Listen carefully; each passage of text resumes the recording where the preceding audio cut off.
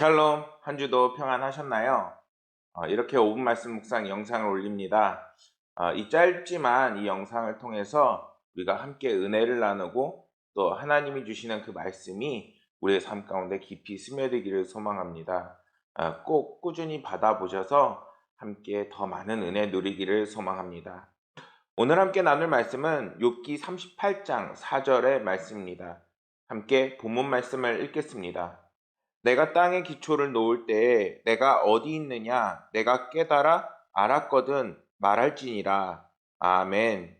오늘 함께 나누는 말씀에서는 하나님께서 욥에게 이제는 자신이 하나님께서 온 세상의 모든 만물의 창조주가 되시고 사람들은 분명한 한계를 가지고 있다라고 말씀하십니다.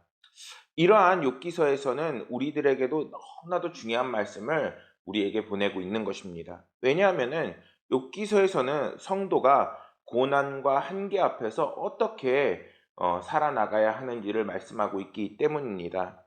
그런데 그러한 상황에서 욥에게는 정말 힘들고 어려운 상황들이 막 겹겹이 닥치게 되죠. 예를 들어 그는 한순간에 자신의 귀한 자녀들이 죽게 되고 또 모든 재산을 잃게 되고 또 질병으로 고생을 하게 됩니다. 거기다가 친구라는 사람들은 오히려 욥을 정죄하기 바쁘고 사람들도 다 그를 비난하기 바쁩니다. 힘들고 어려울 때에 우리가 비난을 받게 되면 어떻게 해야 할까요? 더 절망스럽죠. 욥은 너무나도 억울했습니다. 그래서 하나님 앞에서 자신이 왜 이런 고난을 당해야 하는지 하나님 앞에 기도를 하게 되지요. 그러나 하나님은 그러한 욥의 기도에 응답을 해주지 않으세요. 그런데 그렇게 응답하지 않았던 하나님께서 오늘 말씀에서는 내가 땅의 기초를 놓을 때에 내가 어디 있느냐 내가 깨달아 알았거든 이렇게 말씀하고 계시는 겁니다. 이러한 하나님의 대답은 어떻게 보면은 욥의 질문과는 굉장히 동떨어진 대답이라고 할 수 있습니다. 그렇다면 하나님께서는 이런 동문서답과 같은 대답을 왜 욥에게 해주시고 계시는 걸까요?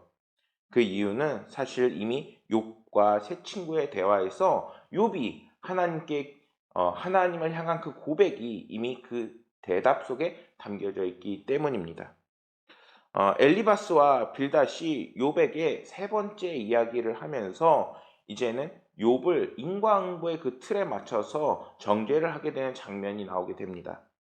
이에 욥은 그들의 그 비판과 정죄에 대해서 일일이 대꾸하지 않고 오히려 이제는 하나님께 나의 사정을 의뢰하고 또 하나님께 기도하겠다라고 오히려 그들에게 이렇게 대답을 합니다. 그것과 같이 하나님께서는 욥이 막 억울함을 이야기하고 속상함을 이야기하자 그것에 대해서 일일이 대답을 하지 않으십니다.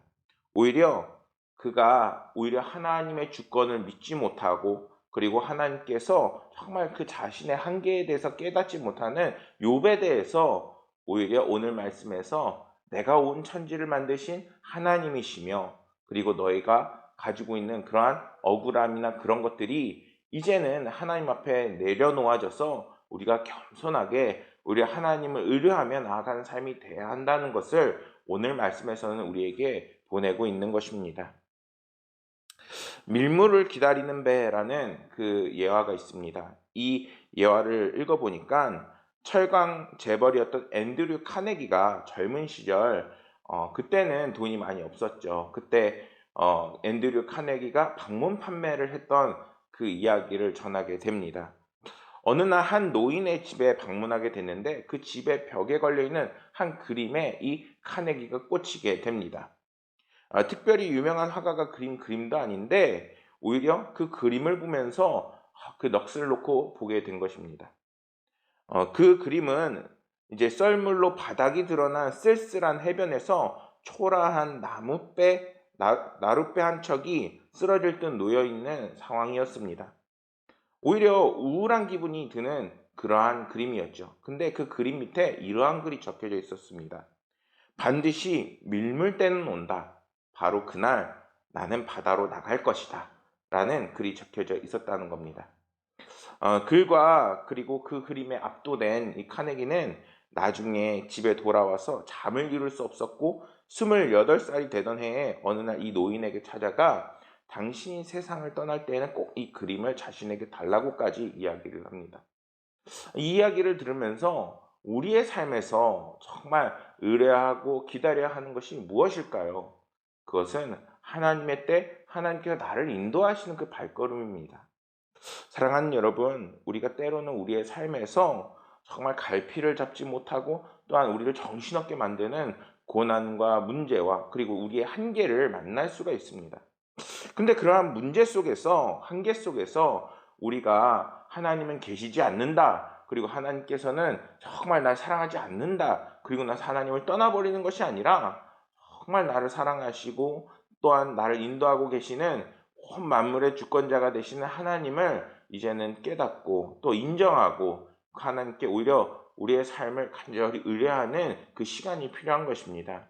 한계를 만났을 때 사랑하는 우리 모든 성도님들이 오히려 하나님을 의지하고 그리고 하나님께 그 질문을 하고 그리고 하나님과 동행하는 삶으로 모든 순간 승리하시고 또한 그 은혜를 누리시기를 간절히 소망하겠습니다. 감사합니다.